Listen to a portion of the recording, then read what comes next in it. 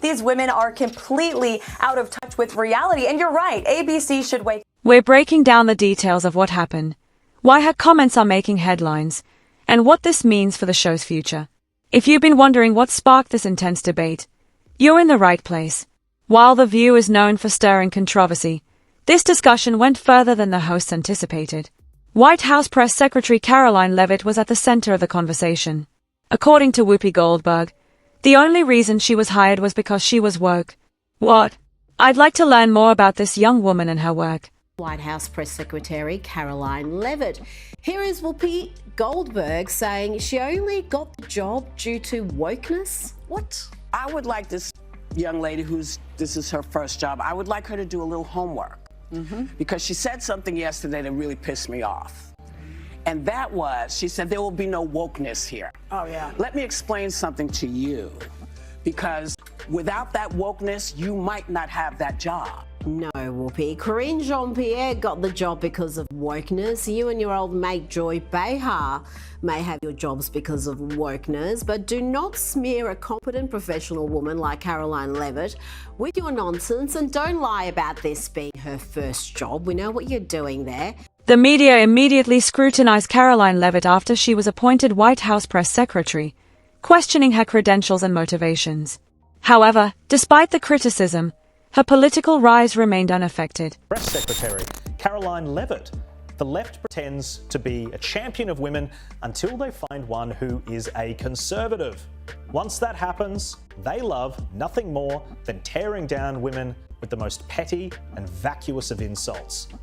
Leavitt appears to be a fierce operator, but she's also 27 and arguably quite glamorous. So of course, the kind and progressive voices at The View reacted to her appointment like this. I think she's probably been put in there because, according to Donald Trump, she's... Instead of damaging her reputation, the criticism highlighted broader issues in political discourse, making The View's hosts more defensive. The conversation took a sharp turn when longtime advocate for women's empowerment, Joy Behar, made a remark that raised serious questions about the consistency of the messaging. And the abuse continued. I would like this young lady this is her first job, I would like her to do a little homework. Because she said something yesterday that really pissed me off. And that was, she said, there will be no wokeness here. Oh, yeah. Let me explain something to you. Because without that wokeness, you might not have that job. Behar sparked controversy when she suggested that Leavitt's success was influenced more by her appearance than her work experience. This episode ignited discussions about media bias, particularly regarding how conservative women are portrayed. How can public officials advocate for equality while making remarks that undermine female professionals based on personal attributes? These women are completely out of touch with reality, and you're right, ABC should wake up. I think she's probably been put in there because, according to Donald Trump, she's a 10. You know that's what it is. I want to be clear, though. It's not her first job. It was her first press briefing. She worked in the previous Trump administration. It was her first press briefing. She worked in the previous Trump administration. The comment was bizarre, especially coming from Joy Behar, who is as woke as they come and positions herself as a champion of feminism. This online commentator said, disgusting Joy Behar of The View accuses Karoline Leavitt of being hired only because Donald Trump thought she was a 10. Karoline Leavitt actually comes with real job qualifications, unlike Biden's DEI hires Joyless Behar. This commentator doubled down, saying Karoline Leavitt was only hired by Donald Trump because she's a 10. You know that what it is. Actually, she's quite capable, unlike the last press secretary who was only hired because she was a black lesbian. Karoline didn't hesitate to push back, criticizing the selective nature of media narratives. This exchange wasn't just about differing perspectives. It reflected significant tensions in the political and media landscapes. The discussion surrounding Karoline Leavitt's appearance on The View continues to gain traction, sparking conversations across media platforms. The sentiment that President Trump is a democracy. And if you're a deranged lunatic and you're mentally ill, you will believe that lie, and yes, you will take political like we have seen in 2 instances against President Trump. Last week, Tim Walz and Kamala Harris said that everyone who showed up to President Trump's rally at Madison Square Garden was a That's despicable, dangerous, divisive rhetoric that is spewed by The discussion sparked responses from commentators across multiple networks, and the debate extended into political circles. In contrast, Karoline did more than just respond to the remarks made about her. She addressed broader media themes, particularly how ideological bias shapes political commentary. She made it clear that the political landscape is shifting and that those who rely on media-driven narratives to maintain influence may face new challenges. According to Leavitt, the traditional media cycle has been fueled by manufactured controversies. However, as public trust in the media declines, that era may be coming to an end. By emphasizing that serious policy discussions are beginning to take precedence over media-driven narratives, she highlighted a shift in political discourse. As the debate continued, Whoopi Goldberg attempted to change the subject by discussing the role that wokeness has played in civil rights progress. She argued that being woke has helped expand opportunities, stating that without it, certain individuals might not hold their current positions. However, Leavitt pushed back, questioning whether modern political activism truly aligns with past civil rights movements. She pointed out that enforcing ideological uniformity contradicts the original goals of inclusivity and open discourse. The conversation soon shifted to the use of political terminology to influence public opinion. Karoline argued that dismissing opposing views in the name of progress undermines the principles of free speech. Whoopi defended her stance, claiming that activism is necessary to drive cultural change, but Karoline countered that advocacy should include all perspectives rather than silence dissenting ones. As viewers debated these perspectives, social media erupted once more, and the tension in the studio was evident. As the discussion escalated, Whoopi Goldberg steered the conversation from Karoline Leavitt's concerns about media trust to a broader debate on identity politics. Instead of directly addressing Karoline's points on declining trust in mainstream media, Whoopi focused on historical injustices. She argued that wokeness has helped break down barriers, citing past restrictions on Black individuals and women in higher education. Leavitt, however, remained firm, questioning whether modern wokeness aligns with its original purpose or has become a divisive tool. Whoopi accused her of misinterpreting the concept, stating, "It's not a terrible thing to be. That's why we fought, for you to stand at that podium." She emphasized that societal progress has enabled figures like White House Press Secretary Karine Jean-Pierre to succeed. However, Karoline responded by asserting that today's definition of wokeness focuses more on ideological conformity than true equality. Whoopi's attempt to reframe the issue did not go as planned, as the conversation quickly shifted to controversial topics, including allegations against Elon Musk and claims of political threats. Karoline criticized the panel for making unverified accusations and highlighted the shifting nature of media narratives. She pointed out how legacy media outlets have historically shaped public opinion while avoiding accountability.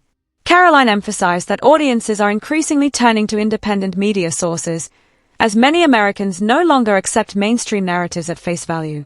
For decades, The View and other legacy media platforms have operated with minimal pushback, often suppressing dissenting viewpoints. However, this debate marked a turning point, demonstrating that media narratives are now being challenged in real time. Karoline Leavitt's push for media accountability has forced legacy outlets to take responsibility for their reporting. Her direct approach has sparked reactions within the mainstream media, and despite her young age, she is reshaping the White House press landscape. Her latest move: the White House has adjusted its press briefing structure under her leadership. Leavitt introduced a new media section aimed at holding traditional outlets accountable for inaccuracies and biased reporting on President Trump. "We will challenge you if we believe your reporting is false or misleading," she stated. For years, organizations such as the Associated Press and the White House Correspondents Association controlled press access. Now, that structure is changing. 2 front-row seats, traditionally reserved for White House staff, will now be available to independent media voices willing to challenge the status quo. Adding to the shift, Leavitt reinstated press credentials for 440 journalists whose access had been revoked under the Biden administration. While many praised these efforts for increasing transparency, the response from the View panel was noticeably different. Instead of celebrating press freedom, some hosts criticized the change, arguing that legacy media should remain the dominant voice in the room. Sunny Hostin dismissed the idea that independent journalists should gain access, suggesting that only established media outlets deserve those seats. Whoopi Goldberg warned that without proper oversight, media figures might spread misinformation without accountability. However, critics pointed out the irony. Mainstream media has long been accused of doing just that, limiting opposing views, shaping public perception, and driving specific narratives. This shift in media representation marks the beginning of a broader debate over who controls public discourse. Based on The View's response, not everyone is ready for this change. As media executives face increased scrutiny, The View has turned its attention to journalistic ethics. Whoopi Goldberg attempted to redefine wokeness by linking it to civil rights history rather than addressing how it functions in modern discourse. The panel moved away from Leavitt's original argument about merit-based leadership versus identity-based selection. At its core, this debate isn't just about media ethics or journalism, it's about narrative control. For years, mainstream media has dominated public opinion, but as millions of Americans turn to alternative news sources, traditional media figures are growing uneasy. Leavitt, the youngest press secretary in U.S. history, has openly challenged the mainstream media's credibility. "We are certain that many traditional media outlets have spread misleading information about this president and his administration," she stated. "We will confront you if your reporting is inaccurate or deceptive." This stance marked a shift, forcing platforms like The View to reckon with their unchecked influence. For years, mainstream hosts have shaped public narratives with minimal opposition, but that era is changing. Leavitt's bold approach signals a new era of media accountability. Her appointment has drawn comparisons to her predecessor, Karine Jean-Pierre, who often highlighted her historic role in the administration. While representation is important, many argue that competence should outweigh labels. Even former press secretary Jen Psaki acknowledged that repetitive identity-focused messaging can be counterproductive. Yet, The View continues to frame discussions around identity politics rather than engaging in substantive policy debates. But Karoline Leavitt isn't playing that game.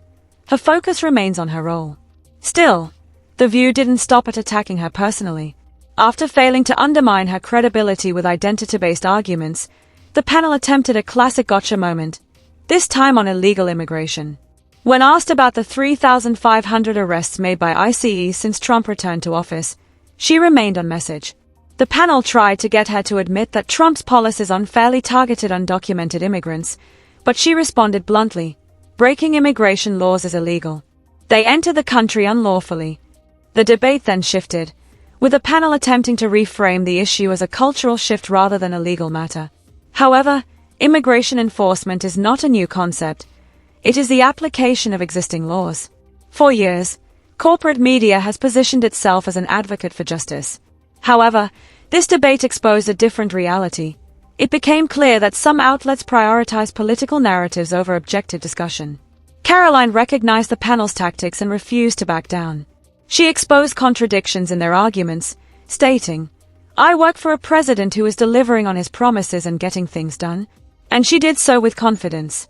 Karoline's challenge to legacy media goes beyond partisanship. She understands how media narratives shape public perception. For years, traditional outlets have selectively crafted stories to influence audiences. Now, Karoline is exposing these practices in real time. And the opposition she faces only strengthens her argument. Her final critique: that certain media organizations have distanced themselves from public sentiment by prioritizing partisan agendas. As the media landscape evolves, one thing is clear: the debate over narrative control is far from over.